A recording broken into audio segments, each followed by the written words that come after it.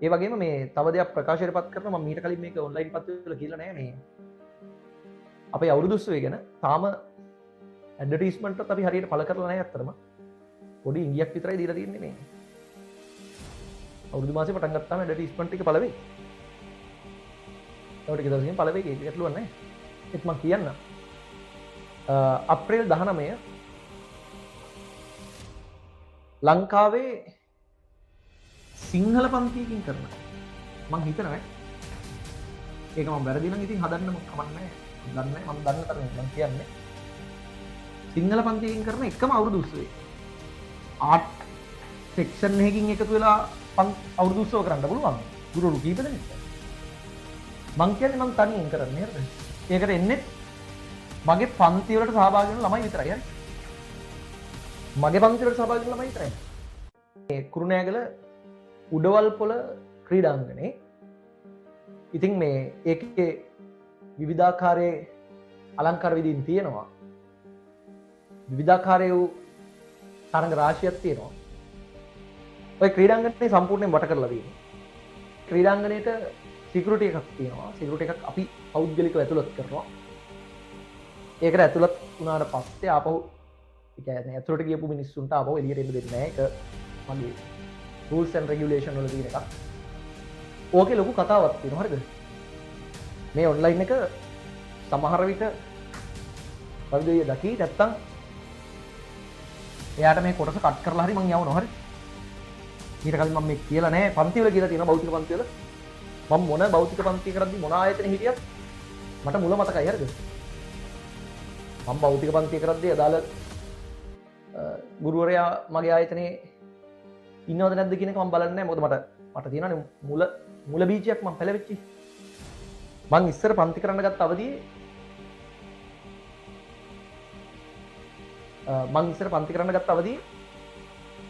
ළමයි මේ ඒ වෙද්දිත් ඔය අපේ ICT උගන්නන රවිදු බණ්ඩාරනායක සර් ඉන්නේ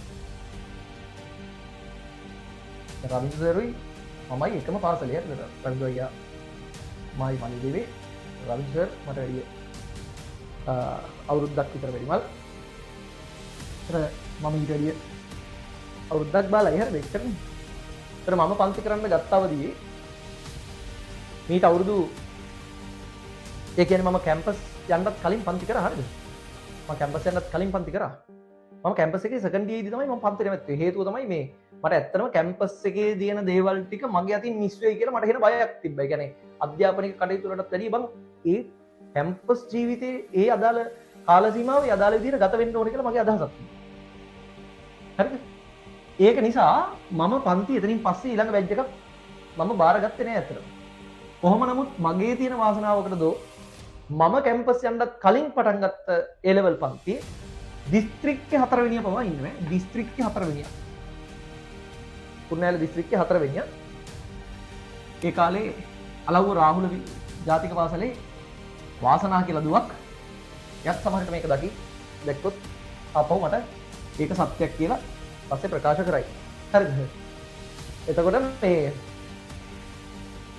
මේ කාල සීමාවෙන් පස්සේ ආපහු මම කැම්පස් එකට ගිහින් ඇවිල්ලා මගේ පළවෙනි වෘත්තිය තමයි සිංහල ගුරුවරයෙක් විදිහට පෞද්ගලික පාසලක සිංහල උගන්වන එක. ඔය අවධියේදී මට තිබ්බ ලබ්බක් නෑ බං. මට ගෙදරින් හම්බෙච්ච ස්කූටරයක් තිබ්බා. මේ මට ওই ස්කූටරේ දැන් යන්න පුළුවන්. හැබැයි මට ටිකක් දුර ගමන් යන්න අපහසුයි. ඒකත් අර චූටි ස්කූටරයක්. අනිත් කාරණේ තමයි මේ ස්කූටරේට කොච්චර තෙල් ගහුවත් මදි. ඒතර මගේ ආදායම ඒ කාලේ හැටියට මට ස්කූටරේට තෙල් ගහගන්න බෑ. ඒක නිසා මම උත්සාහ කරලා අර CT100 බයික් එකක් ගත්තා. මම ඕකේ තමයි දැන් අර මගේ ගෙදර ඉඳන් ඔය විදුහලේ උගන්වන්න යන්නේ. ඒ කාලේ ලැබිච්ච වැටුප රුපියල් මට මතක හැටියට මේ 45000ක් විතර වැටුපක් ලැබුණා හරිද? නැත්තේ නෑ. හැබැයි ඒ කාලේ පුතා අපේ ජීවිතේ එහෙම සංකීර්ණ නෑනේ. හැබැයි මට උවමනාවක් තිබ්බා මේ මම මගේ අදහසකුත් තිබ්බා මම කවදාවත් මේ මොකද මම මීට කලින් මම දැයන වැඩ කරලා තියෙනවා. මම කැම්පස් වලට කැම්පස් එකට යන්නේ මෙහෙම ටියුෂන් ශේෂ්ත්‍රෙට එන්න කලින් මම නොකරපු දෙයක් නෑ බං. හරිද? මං කුණු කාණු වල බහලා කුණු හොදලා තියෙනවා. හරි? කඩවල් කරලා තියෙනවා. ඔව් වගේ මේ දැලිකුණු පෙරාගෙන වැඩ කරලා තියෙනවා. ඔක්කොම කැම්පස් එකේ ඉන්න අවදීදි කරපු දේවල් හරිද? හැමදේම කරලා දෙනවා. නැති දෙයක් නෑ. මිනිස්සුන්ගෙන් ඇහුවොත් මේ අවට වටපිටාවේ ඉන්න මිනිස්සු මං ගැන හොඳට දන්නවා. මගේ ප්‍රදේශයේ ඉන්න මිනිස්සු මං අදටත් මේ පොළවේ පය ගහලා ජීවත් වෙන මිනිස්සෙක්. මං අදටත් මම මොන වාහනේ ගියත් මට හම්බෙන මිනිස්සුන්ට මං හොඳට මං වාහනෙන් බහලා කතා කරලා එහෙත් මේ එහෙට පුළුවන් අවකාශයක් තිබ්බොත් හැම වෙලේම මිනිස්සුන්ට කතා කරගෙන යන්න බෑ. එහෙම අර එහෙම මට එහෙම ලොකුකමක් නෑ හරි. හැමදේම කරලා තියෙනවා. කොහොම නමුත් ඔය අවදී මම මුලින්ම පන්ති පටන් ගන්න යනවා ගතික කියලා ආයතනයකට. ගතික අධ්‍යාපන ආයතනය රවිදොයි යටතේ රවිදොයිගේ පාලනය යටතේ තමයි තිබ්බේ අනිසර්ගේ. අදටත් මම දන්න තමයි ගතික අධ්‍යාපන ආයතනය අනිසර්ගේ අධ්‍යාපන ආයතනය. හරි. එතකොට මං ගතිකට ගියා හරිද? ගතිකට ගිහින් මේවා මම ලැජ්ජ නැහැ කියන්නේ හරිද? දැන් මම ළමයි ඉදිරි පිට වීඩියෝ කරලා ඒ වගේ වීඩියෝ කට්ස් දානවනේ අපි එළියට. මගේ පළවෙනි පන්ති වීඩියෝ හොයලා බැලුවොත් පුතේ මට එක ළමයෙක්වත් මගේ පන්තියේ නැහැ. හරිද? එක ළමයෙක්වත් පන්තියේ නැහැ. මල් ළඟ තිබ්බා ඒ වෙද්දි පොඩි ෆෝන් එකක්. පොඩි ෆෝන් එකක් කියන්නේ එහෙම ලොකු ක්වොලිටි එකක් නැහැ. ඔය කොල්ලන්ට තියෙනවනේ එක එක හීන ඔය iPhone කියන වර්ගයේ පල්ලෙහාම මට්ටමේ ෆෝන් එකක් මල් ළඟ තිබ්බා. ඕක මම ආයතනයෙන් ඉල්ලගත්තු ට්‍රයිපෝඩ් එකකට එකතු කරලා තමයි ඔය මම වීඩියෝ එකක් දෙකක් කරේ. ඒත් ඉතින් එහෙම ළමයි ආවේ නෑ හරිද? එහෙම කිසිම ළමෙක් ආවේ නෑ. මම ඊට පස්සේ මේ ආයතනයට ගිහින් අපි හෑන්ඩ් බිලක් බෙදුවා. ඉතින් පන්තියක් පටන් ගන්න හැදුවා. ළමයි නෑ. මාත් හරි ආසාවෙන් බලන් ඉන්න දැන් හෑන්ඩ් බිල් ටික බෙදුවාට පස්සේ හෑන්ඩ් බිල් කළු සුදු හෑන්ඩ් බිල් එව්වා නිකන් අර ටයිප් සෙටින් කරන මිනිස්සෙක් හදලා දුන්න හෑන්ඩ් බිලක් වගේ හරිද? පන්ති ළමයි නෑ. හරිද? මට හින්න ආසාවක් තිබ්බ දැන් මේ කුරුණෑල පන්තියක් හදන්න පන්ති ළමයි. ඊට පස්සේ මොකද වෙන්නේ? මේ කාලයගේ හැබැයි දැන් මේ රවින්ද්‍ර අයියා මට දැන් මාර විදිහට සපෝට් කරනවා මල්ලි කොහොම හරි පන්තියක් හදාගන්න. හරි. මොකද මම දන්නවා රවින්ද්‍ර සර් කියන්නේ කුහක මිනිස්සු නෙමෙයි හරිද? ඔය කියනවා වගේම තමයි කියන අපේ කොණ්ඩේ අවුල්. හැබැයි අපේ ඔළුව ක්ලියර් කියලා. අනේ ඒ වගේ අර බොක්කේ තියෙන දේ දෙන මිනිස්සෙක් හරිද? ඉතින් මට ආරාධනා කරනවා මේ මල්ලි ඔබ වරෙන් මගේ අවුරුදු උත්සවයට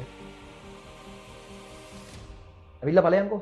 මම ඔබට මේ අවුරුදු උත්සවයේ පොඩ්ඩක් announcement එකක් දීලා සිංහල සර් ආවා කියලා පොඩි ඇඩ්වර්ටයිස්මන්ට් එකක් දෙන්න. ඉතින් මේ මම ගියා රවින්ද්‍ර සර්ගේ අවුරුදු උත්සවයට. රවින්ද්‍ර සර්ගේ අවුරුදු උත්සවයේ තිබ්බේ මුලින්ම ඒ කියන්නේ මම හොය ගියපු අවුරුදු උත්සවයේ තිබ්බේ කුරුණෑගල උඩවල්පොළ කියන ග්‍රවුන්ඩ් එකේ. මට හරි ආසයි ඉතින් අවුරුදු උත්සවයකට යන්න. මටත් අවුරුදු උත්සවයක් කරන්න හරි ආසයි. ඉතින් මට බෑනේ. මට වත්තම නෑ. ඒ වෙද්දි කොහොමවත් අවුරුදු උත්සවයක් කරන්න තරම් වත්තමක් මට නෑ. අවුරුදු උත්සවයක් තියා මම ඒ අවුරුදු උත්සවයට ගියෙත් සෙරෙප්පු දෙයක් දාගෙන. හරිද? මේ මට හොඳට මතකයි සුදු කලිසමකුයි නීල ෂර්ට් එකකුයි අර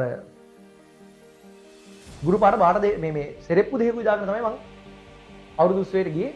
රවින්ද්‍ර සර් අර සුපුරුදු පරිදි ඔය කිට් එක මැදගෙන හිටියා. සාමාන්‍ය පරිදි ඉන්න කිට් එක මැදන් හිටියා හරිය. ඉතින් ආවට පස්සේ මට මාර විදිහට උණුසුම් පිළිගැනීමක් දීලා අර සර්ගේ හිටපු වෙනම මීඩියා ටීම් එකට කියලා ඉන්න ලොකු පිළිගැනීමක් දුන්නේ. 2023 5/12 2023 එක මම අප්ලෝඩ් කරලා තියෙන 5/12 නේද? කොහොම හරි 2023 5 වෙනි මාසෙත් වෙච්ච සිද්ධියක්. 5 හෝ 4 කියන මාසෙත් කොහොම නමුත් 2023 මාසෙ අයින් කරපු 23 තමයි මේ සිද්ධිය වෙන්නේ. ඒ පින්තූරෙත් අපි මේ වීඩියෝ කට් එකත් එක්ක උඩුගත කරන්නම්කෝ. මේක බලද්දි රවිදේට මේක මතක් වෙයි හරිද? ඊට පස්සේ මේ මට ඉතින් මට මාර ආඩම්බරයක්. මම බයිසිකලේ ඔය දාලා මේ ඔතන තියෙනවා පාරක් මට මතක නෑ මේ මොන වත්ත පාරද කියලා. මේ ඔය පාරක මම දාලා මං එතනින් පොඩ්ඩක් හදාගෙන මං ආවා හරිද? ගමුද ළඟට ඇවිල්ලා මම රවිදේට කෝල් එකක් දීලා කිව්වා මේ අයියේ මං ආවා මේමයි කියලා.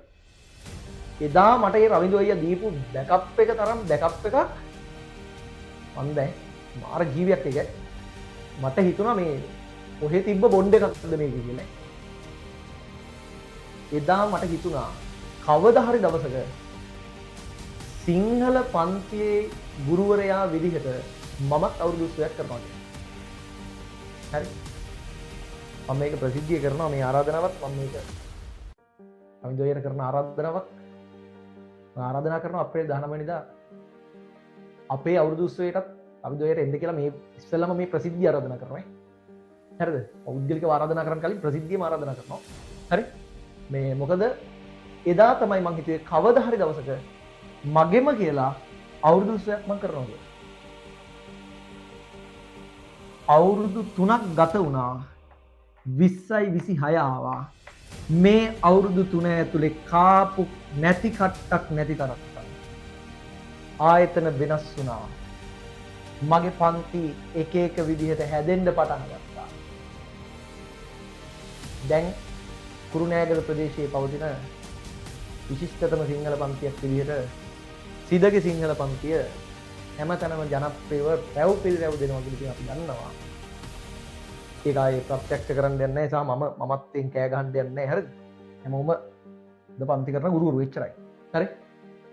ඉතින් මට තියෙන සතුට තමයි එදා මං හිතුවා අද මං ඒක කරනවා. හරි? පළවෙනි මොටිවේෂන් එක පවිදු සර්ගේ ICT රවි බණ්ඩාරනායක. එදා තමයි හිතුවේ කරනවා කියලා.